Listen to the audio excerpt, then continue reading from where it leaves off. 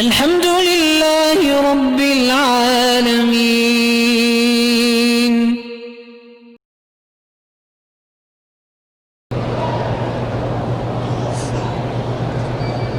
میرا دل کمزور ہے، گھبرا جاتا ہے، تو اللہ کے اسماء ہیں یا قوی والقادر والمقتدر قوّنی وقوّ قلبی. ہر نماز کے بعد پڑھ کے دم کیا کرو.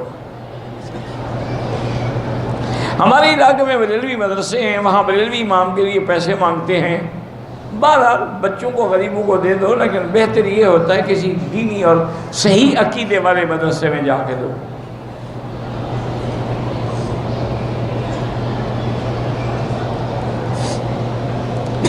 کچھ عورتیں کہتی ہیں کہ جب عورت کو حیض ہو تو جس برتن میں اچار رکھا ہوا ہو نا اس کو ہاتھ نہ لگائے، ورنہ اچار خراب ہو جاتے. آج ہاتھ لگا کے تجربہ کر لو. اچھا ایسا کرو، اگر اچار آپ اچھا بناتی ہیں نا اس کو ہاتھ لگا کے مجھے بھیج دو. خراب ہوتا ہے تو ہونے دو. ایسے جھوٹ گھر رکھے ہیں، کیا کریں آپ.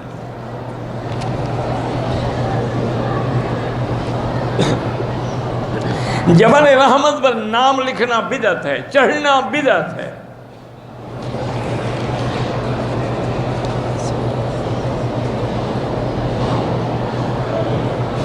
کوئی اللہ کا ولی اگر کسی کافر کو سینے سے لگائے تو اس کا ایمان منتقل ہو جائے گا، ضروری نہیں ہے. کتنے کافر ہیں علماء کو ملتے رہتے ہیں، مسلمان نہیں ہوتے.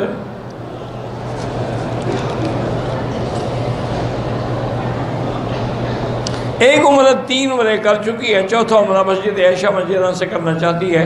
واپسی پر اگر حیض آ جائے اور گھر واپسی میں 2 دن تو پھر نہ کرو نا عمرہ. بلا وجہ حیض آ جائے گا تو پھنس کے بیٹھی رہو گی. 3 عمرے کر چکی ہو بس کافی ہے. طواف کرتی رہو اور پھر چلی جاؤ.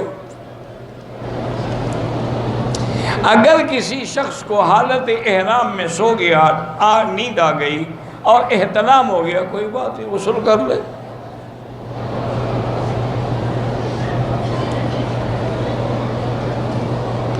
ایک مولوی کہتا ہے کہ مولانا محدث دہلوی ہر مہینے پیسے اکٹھے کر کے میلاد کرتے تھے. ایک سال ان کے پاس غربت تھی، چنے ہی تھے، تو آپ نے ان چنوں پہ ہی اپنے طالب علم کو میلاد بنائی. کون سے محدث؟ کوئی نام تو لکھو. اتنا بڑا جھوٹ بول رہے ہو، نام بھی نہیں لکھتے ہو. کس محدث کا قصہ ہے؟ اور اگر ہو بھی تو محدث ہمارے لیے دین نہیں، دین محمد مصطفیٰ ہے. اللہ کے نبی نے تمہیں ناخن کاٹنا بھی سکھا دیا، میلاد نہیں سکھایا. اللہ کے نبی نے تمہیں مسح کرنا بھی سکھا دیا.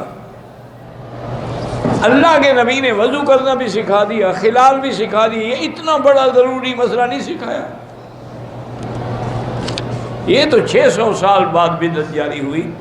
مظفر بادشاہ تھا، اس نے شروع کی تھی.